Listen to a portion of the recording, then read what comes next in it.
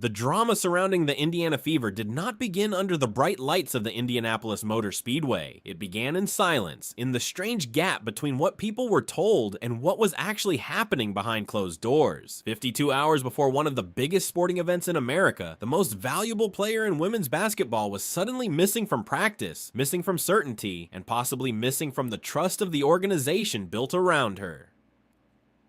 Caitlin Clark had become the face of Indiana sports faster than anyone could have imagined, but by Wednesday afternoon, the entire conversation had changed. It was no longer about sold-out arenas, television ratings, or the endless rise of the Fever brand. It became about one simple question nobody inside the organization seemed prepared to answer. What happens when Caitlin Clark can't play? Wednesday at Gainbridge Fieldhouse felt strange long before tip-off arrived. Fans filled the building expecting the usual electricity that followed Clark everywhere she went, but instead they got an announcement less than 90 minutes before the game that stopped the arena cold. Back injury. That was the explanation. No warning signs on Tuesday's injury report. No public indication anything serious had happened. Just a sudden scratch for the player carrying the entire weight of the franchise. In her place stood Tyasha Harris, an experienced veteran who had spent years bouncing through the league, trying to establish herself as a consistent starter. Indianapolis native, tough competitor, reliable professional, but by the end of the night, the numbers told a brutal story. 29 minutes played, 0 points, 0 made shots on 6 attempts. The Fever still defeated Portland, but the victory almost made the situation feel worse because it exposed something uncomfortable about the structure of this roster. Aaliyah Boston dominated inside with authority. Lexi Hull hit every three-point attempt she took. The role players fought, defended, hustled, and dragged the Fever across the finish line. But the bench that was supposed to protect the franchise in moments like this offered almost nothing offensively. The deeper reality became impossible to ignore. Indiana's success was resting on the shoulders of players outperforming expectations, while the expensive long-term vision of ownership remained somewhere in the future. Herb Simon had spent decades building his reputation as the guardian of basketball in Indiana, the owner who kept the Pacers in Indianapolis when smaller franchises around the country were collapsing. He was respected, celebrated, even immortalized in the Basketball Hall of Fame for his contributions to the sport. Yet in this moment, none of that history mattered to fans staring at an injured superstar sitting helplessly on the sideline.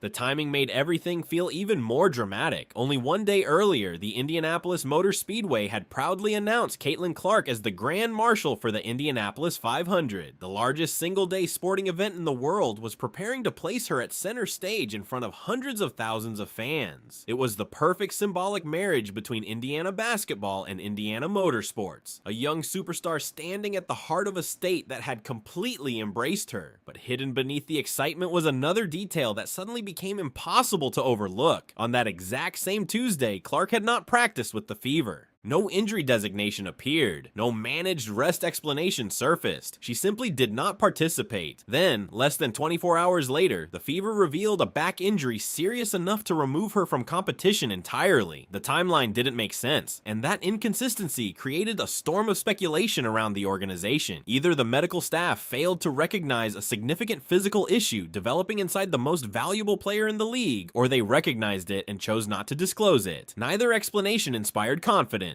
For a franchise now valued at hundreds of millions of dollars largely because of Clark's arrival, the idea that her health situation could become this unclear this quickly felt alarming. What made the criticism even sharper was the shadow cast by the Fever's future plans. Months earlier, Herb Simon and league officials had stood proudly at groundbreaking ceremonies for a massive new sports performance center set to open in 2027. Cameras flashed while executives praised the project as a revolutionary investment in women's sports. Adam Silver himself attended the ceremony. The speeches focused on vision, growth, and commitment to excellence. But now, in the middle of 2026, fans looked at that future building and saw something different. They saw concrete foundations and architectural renderings, while the superstar generating the franchise's explosion in value struggled with a back injury in the present. The numbers surrounding Clark's impact only intensified the pressure. Since her arrival, the Fever's franchise valuation had skyrocketed. Television ratings surged. Merchandise sales exploded. Arenas sold out everywhere Indiana traveled. Caitlin Clark had transformed not only the Fever, but the entire financial trajectory of women's basketball. She was no longer simply a player. She was an economic engine carrying extraordinary expectations every night she stepped onto the floor. And with that reality came a dangerous question. Was the organization protecting the player or protecting the business built around the player? The construction of Indiana's roster suddenly faced harsher scrutiny than ever before. Veterans like Sidney Colson brought leadership and experience, but they were no longer major contributors capable of carrying a team offensively. Sophie Cunningham arrived with injury concerns already attached to her name. Other acquisitions felt like temporary solutions rather than true reinforcements. Natasha Howard's departure to Minnesota now looked even more painful because Indiana had lost another dependable veteran presence capable of easing pressure on Clark. When Caitlin Clark sat, the offense visibly collapsed into uncertainty. That was not supposed to happen to a championship contender. Then came the Indianapolis 500 itself, looming on the horizon like a giant spotlight nobody could escape. Sunday afternoon, hundreds of thousands of fans, national television coverage, the ceremonial command to start the engines delivered by the biggest athlete in America at that moment. It should have been a celebration without complications. Instead, it became another layer in the anxiety surrounding her condition.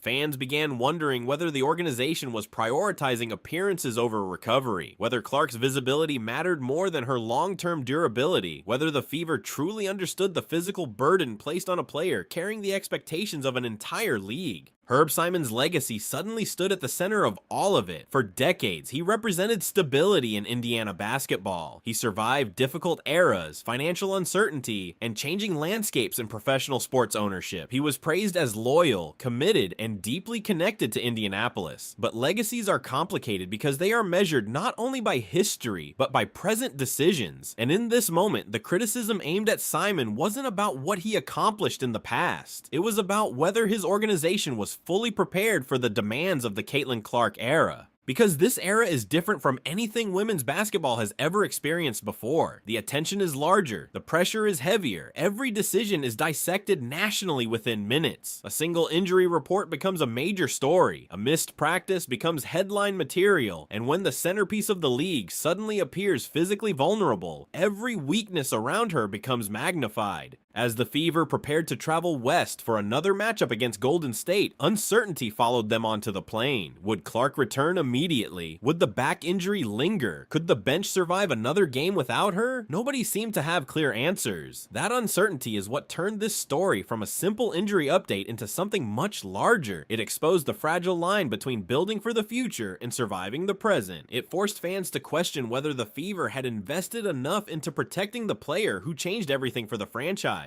And perhaps that is the real tension hanging over Indianapolis now. The Fever have $1 billion future being constructed brick by brick for 2027, but Caitlin Clark exists in the reality of 2026, where every possession, every hard fall, and every injury scare carries enormous consequences. The building can wait. The future can wait. Her body cannot.